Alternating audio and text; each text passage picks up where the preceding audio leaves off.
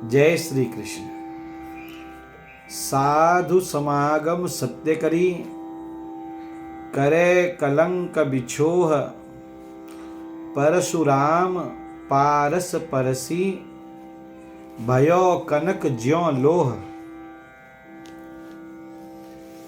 ये परशुराम देवाचार्य जी का दोहा है। आपकी वाणी बहुत प्रसिद्ध है। पुष्कर के गौ घाट पर आपकी समाधि है। जैसे महाराष्ट्र में ज्ञानेश्वर महाराज ने संजीवन समाधि ली, ऐसे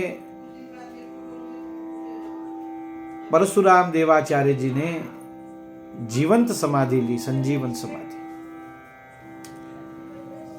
16वीं शताब्दी में जब मुगलों का बड़ा अत्याचार इस देश में हो रहा था, उस समय आपका जन्म जयपुर के अंतर्गत जो है गौड़ ब्राह्मण कुल में हुआ। संस्कारवश आप तरुणाई में मथुरा पहुंच गए और वहां पर श्री हरिव्यास देवाचार्य जी से दीक्षित हुए और फिर अपने गुरुदेव भगवान के साथ आपने भ्रमण किया।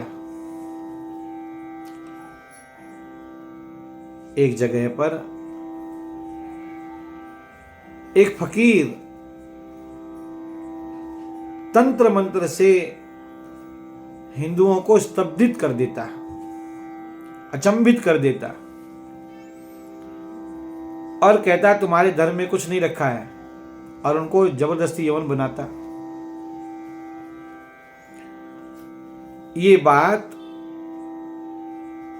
श्री हरिव्यास देवाचार्य जी के पास पहुंची। आप अपने शिष्यों के साथ बैठे थे तो आपने कहा, है कोई माई का लाल जो जाकर प्रत्युत्तर दे सके?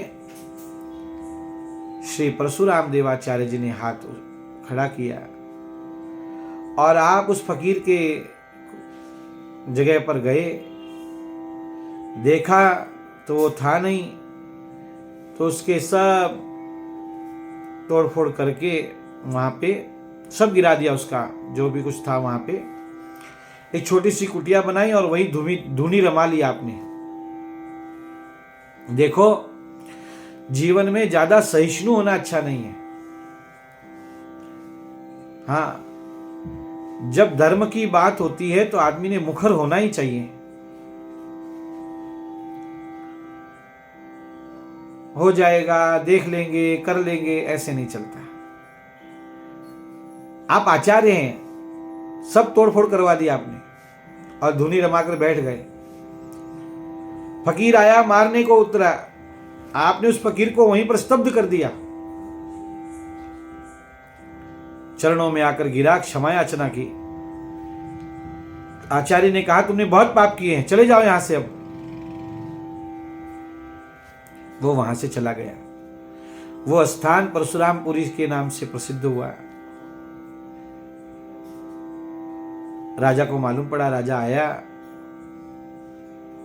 दुशाला भेंट किया। आप उस समय धुनी रमाकर बैठे ही थे। वो दुशाला अपने धुनी में स्वाहा कर दिया। राजा को अच्छा नहीं लगा, आप जान गए। उसी समय धुनी में से कितने ही दुशाले निकाल दिए आपने। लो, पहचानो तुम्हारा दुशाला कौन सा है। उनके इस चमत्कार को देखकर राजा नतमस्तक हो गया। कई जागीर इनके नाम पर लिख दी। कितने ही लोगों को आपने भगवान के सन्मुख किया। श्री नाभाजी कुएं पर बैठे थे तो कुछ मारवाड़ी उधर से गुजरे, सबके कंठी और तिलक देखकर पूछा कि आप कहां से? तो उन्होंने कहा हम यहां से आ रहे हैं। तो कहा वहां तो जल नहीं, पेड़ नहीं, इतना अभाव है, फिर भी आप इतना वैष्णवता का पालन करते हैं। तो आपने अपने गुरुदेव भगवान श्री परशुराम देवाचार्य जी का नाम लेकर कहा कि हम उनसे दीक्षित हैं। तब आपने जो है ये छप्पे उनका लिखा, आपके ऊपर ऐसी भगवत कृपा बरसी। सलेमाबाद, पुष्कर आदि में बहुत आपका नाम है। भगवान सर्वेश्वर के आप आश्रित रहे। हम सबके भी जीवन में खूब भगवान की भक्ति बढ़े, यही ठाकुर जी से प्रार्थना है। जय श्री कृष्ण।